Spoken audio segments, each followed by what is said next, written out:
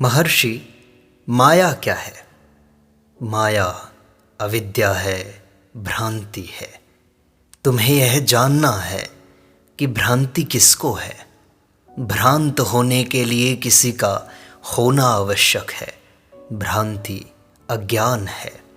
तुम्हारे मतानुसार अज्ञानी आत्मा दृश्य पदार्थों का अवलोकन करती है, जबकि दृश्य पदार्थ ही नहीं है, तो माया कैसे रह सकती है? माया है या माँ, जो नहीं है वही माया है।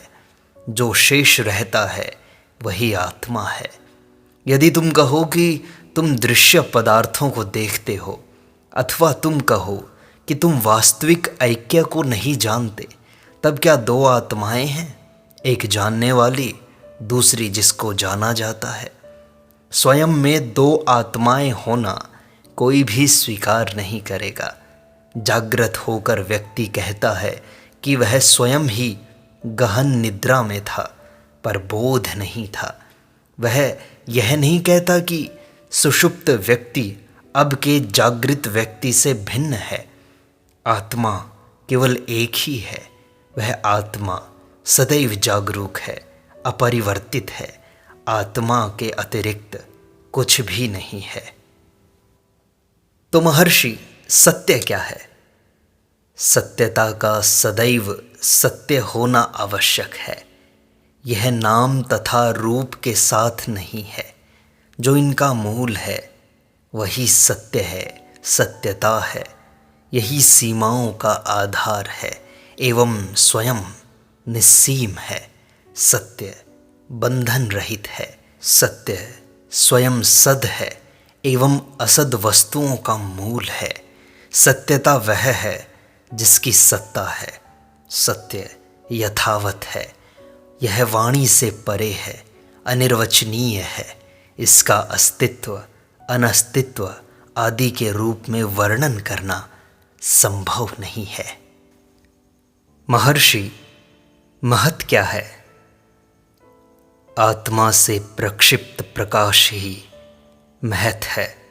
जिस प्रकार अंकुरण से पूर्व बीज फूलकर बड़ा हो जाता है तथा उसके बाद अंकुरित हो वृद्धि को पाता है, उसी प्रकार आत्मा प्रकाश प्रक्षेपण कर अहंकार के रूप में व्यक्त होता है तथा विस्तार पाकर देह तथा ब्रह्मांड बन जाता है।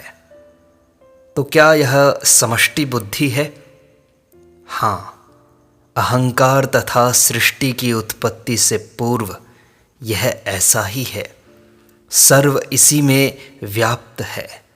जिस प्रकार सिनेमा के पर्दे पर प्रक्षिप्त सभी चित्र एक बिंदु से प्रक्षिप्त प्रकाश से दिखते हैं, उसी प्रकार देह तथा अन्य पदार्थ महत में दिखते हैं।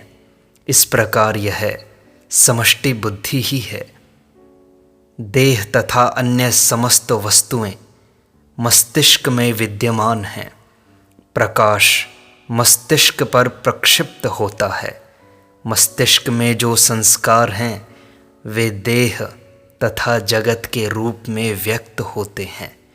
चूँकि अहंकार सीमित से तादात्म्य कर लेता है, देह को पृथक एवं जगत को पृथक माना जाता है।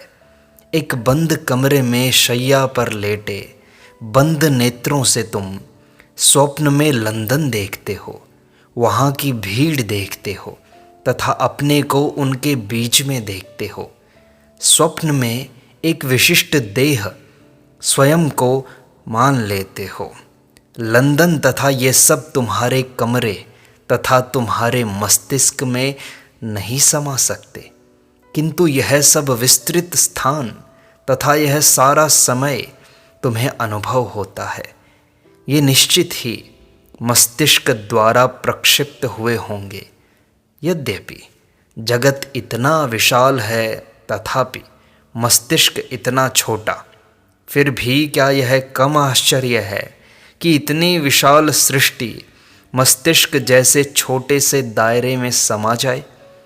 यद्यपि सिनेमा का पर्दा सीमित है, तथापि चित्रपट के समस्त दृश्य इस पर आकर दिखते हैं।